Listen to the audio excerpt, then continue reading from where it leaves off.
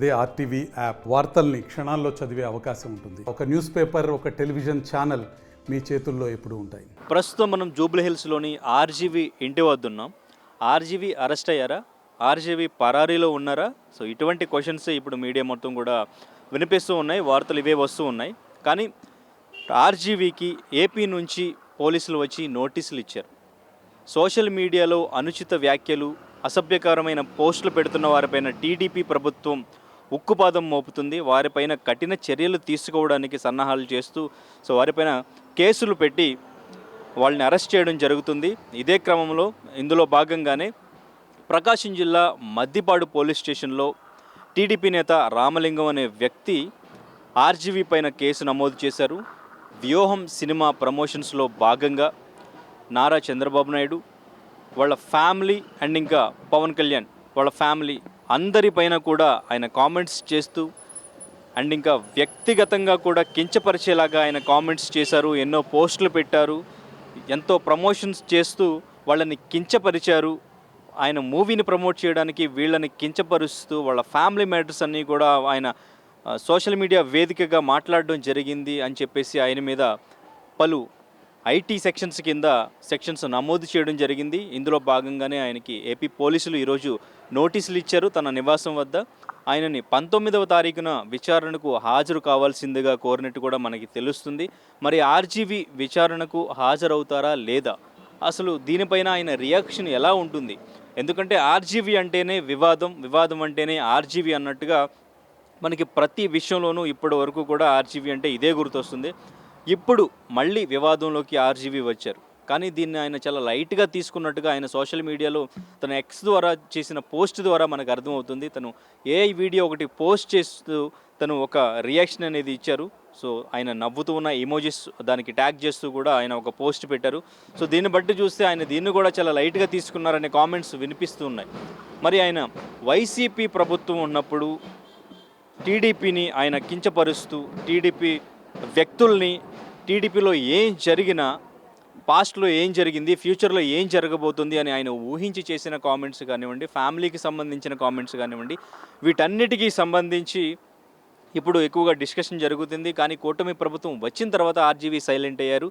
RGV నుంచి ఎటువంటి comments కూడా టీడీపీ ప్రభుత్వం మీద, కూటమి ప్రభుత్వం మీద ఇప్పటివరకు ఎటువంటి కామెంట్స్ వినిపించలేదు. బట్ గతంలో చేసిన కామెంట్స్ ఇప్పుడు అందరికీ కూడా సోషల్ మీడియా వేదికగా, మీడియా ఛానల్స్ వేదికగా ఎవరెవరైతే అసభ్యకరంగా మాట్లాడారో, ఫ్యామిలీని టార్గెట్ చేస్తూ మాట్లాడారో వారందరిపైన, ఈవెన్ పోసాని కృష్ణమురళి పైన రాజమండ్రిలో కేసు నమోదు చేయడం జరిగింది, బెజవాడలో కూడా కేసు నమోదు చేయడం జరిగింది, శ్రీరెడ్డి పైన అనకాపల్లిలో కేసు నమోదు చేయడం జరిగింది. వైసీపీ సోషల్ మీడియా యాక్టివిస్టులు ఎవరెవరైతే ఉన్నారో, ఎవరెవరైతే ఇటువంటి కామెంట్స్ పెడుతూ ఉన్నారో, అమ్మాయిల ఫొటోస్ను మార్ఫింగ్ చేస్తూ వాళ్ళ ఫ్యామిలీస్ని ఇన్వాల్వ్ చేస్తూ పదే పదే వాళ్ళని కించపరిచేలాగా ఎవరైతే అసభ్యకరంగా పోస్టులు పెట్టారో వారందరిపైన కఠినమైనటువంటి చర్యలు తీసుకోవడానికి కూటమి ప్రభుత్వం చర్యలు తీసుకుంటూ ఉక్కుపాదం మోపుతుంది సోషల్ మీడియా మీద అని చెప్పేసి మనం చెప్పుకోవచ్చు. సో ఇప్పటికే YS Bharathi PA Varra Ravinder Reddy and ఇంకా బోరుగడ్డ అనిల్ వంటి వారు వాళ్ళందరూ కూడా అరెస్ట్ అయిన పరిస్థితి మనం చూస్తూ ఉన్నాం.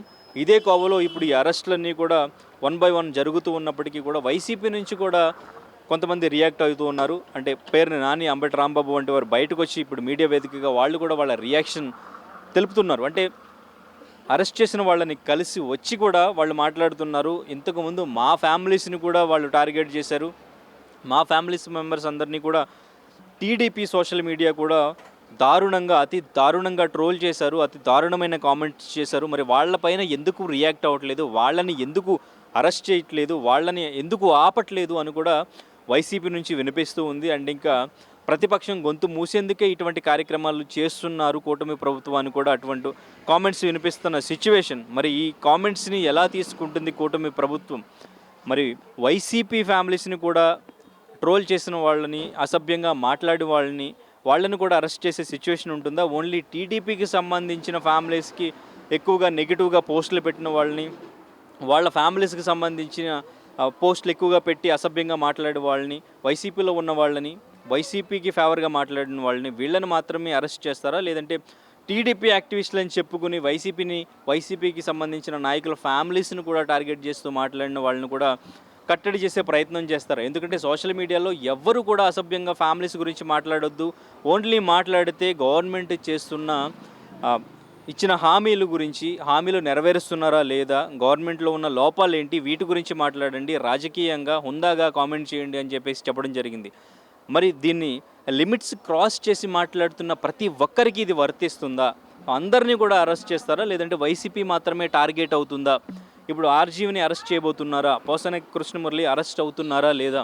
ఇదే సోషల్ మీడియా అంతా కూడా చర్చించుకుంటున్న అంశం. మరి ఏం జరుగుతుందో వేచి చూడాలి. మరిన్ని వీడియోస్ కోసం ఛానల్ ని సబ్స్క్రైబ్ చేయండి. లేటెస్ట్ అప్డేట్స్ కోసం వాట్సాప్ ఛానల్ ని ఫాలో అవ్వండి. ఆ లింక్ డిస్క్రిప్షన్ లో ఉంది.